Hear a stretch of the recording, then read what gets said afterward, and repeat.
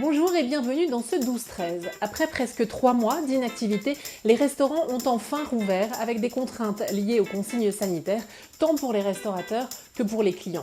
Vous vous posez de nombreuses questions. Bonne nouvelle, on y répond maintenant avec Gérard Deporter, le président de l'Union des métiers et des industries de l'hôtellerie des Hauts-de-France. Bonjour Gérard Deporter, merci d'être avec nous. Bérangère a peur d'aller au restaurant et elle demande comment être sûre qu'il n'y a pas de risque. Le protocole sanitaire qui a été élaboré avec le ministère de la Santé ainsi que le ministère du Travail et le syndicat des salariés, c'est justement pour rassurer les clients. Les mesures sont les mesures traditionnelles, les barrières, mais en plus des choses comme, comment dirais-je, mettre de la séparation au niveau au sol, mettre du gel à l'entrée à disposition des clients et de bien dire aux clients que le masque est obligatoire. C'était justement la question de Sébastien qui demande comment imposer le masque aux clients puisque forcément il faut l'enlever pour manger. Oui, alors non, on ne peut pas l'imposer. On peut l'imposer uniquement quand il rentre dans le restaurant, quand il va aux toilettes ou au bar, mais à la table, on peut naturellement retirer son masque pour déjeuner ou pour discuter avec ses convives. Olivier demande si l'espace d'1,50 m doit être entre deux tables ou entre deux chaises.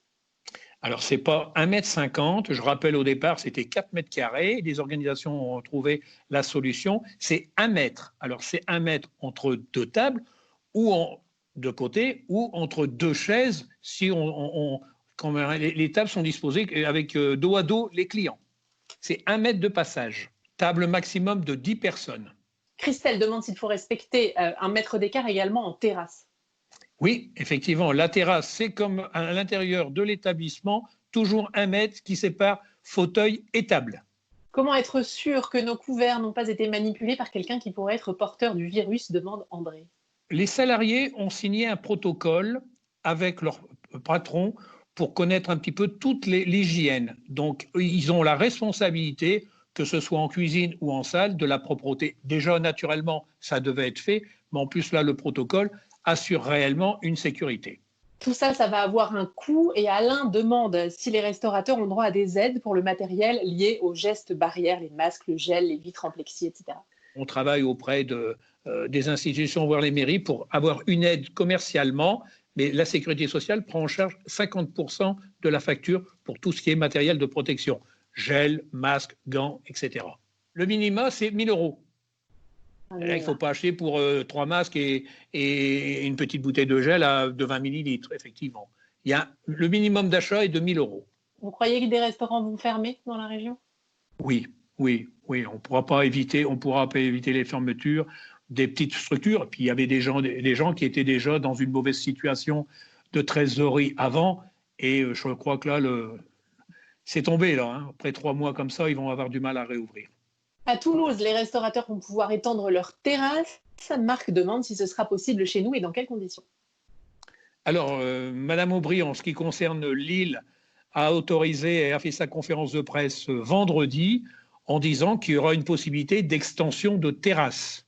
Alors, quand on dit extension de terrasse, c'est pas d'aller monopoliser la voie de bus, c'est pas d'aller sur la rue, c'est de garder toujours le 1,10 m obligatoire pour le passage handicapé, voire maman avec voiture d'enfant. Donc, c'est ce qu'on appelle une extension sur la largeur. Pas de porte cochère, pas d'entrée de garage, pas de porte de sécurité et surtout pas sur la rue. Il faut rappeler quand même qu'il y a toujours le passage des trucs, mais aussi des pompiers. Mais je pense que dans pas mal de villes des Hauts-de-France, dont je représente, les maires des communes vont pouvoir donner leur avis pour élargir les terrasses. Denise demande si les restaurateurs vont devoir prendre les coordonnées de tous leurs clients, comme ça se fait en Suisse et en Allemagne pour la traçabilité. Non, ça n'a pas été évoqué en France. Non, le restaurateur n'a pas à prendre les coordonnées de ses clients pour ce genre de choses. Ça n'a pas été évoqué par le gouvernement. C'est pas dans les statuts et c'est pas dans les protocoles. Annick ne peut pas reprendre tous ses employés puisqu'elle doit réduire sa capacité d'accueil. A-t-on encore droit au chômage partiel? Oui, effectivement. Alors, il faut rappeler que quand on dit on a le droit encore au chômage partiel, l'établissement qui ne rembauche pas tout de suite tout le monde doit faire obligatoirement un roulant. Alors, ne pas mélanger les gens en cuisine comme les gens en salle. Imaginez 2 personnes en cuisine, une semaine c'est l'un, une semaine c'est l'autre, ainsi qu'en salle. Et le chômage partiel continuera. Adeline demande si la validité des tickets resto va être prolongée. Alors, la date de validité est prolongée. Bon, déjà, ils sont valables jusque janvier 2021. Donc, on a largement le temps. On n'a pas évoqué, mais ça devrait suivre aussi, mais il faut savoir que les tickets restaurants vont être employés d'une façon, plusieurs d'un seul coup par rapport à avant. Et n'oublions pas que maintenant, l'utilisation est autorisée pour le week-end, avant que c'était réservé à la semaine. Donc, effectivement, on dépensait plus en famille le week-end. Je pense qu'on arrivera avant la date de validité.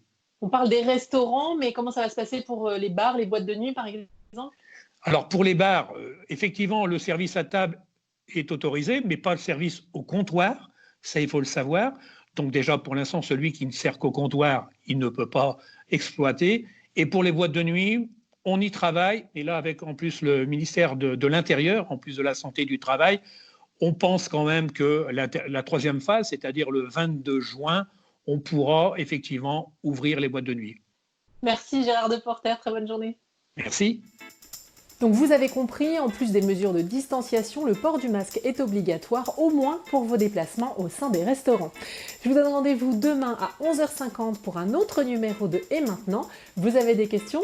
Nous avons les réponses sur France 3 Hauts-de-France. Très belle journée. Tout de suite, vos éditions d'information régionales en Nord-Pas-de-Calais et en Picardie.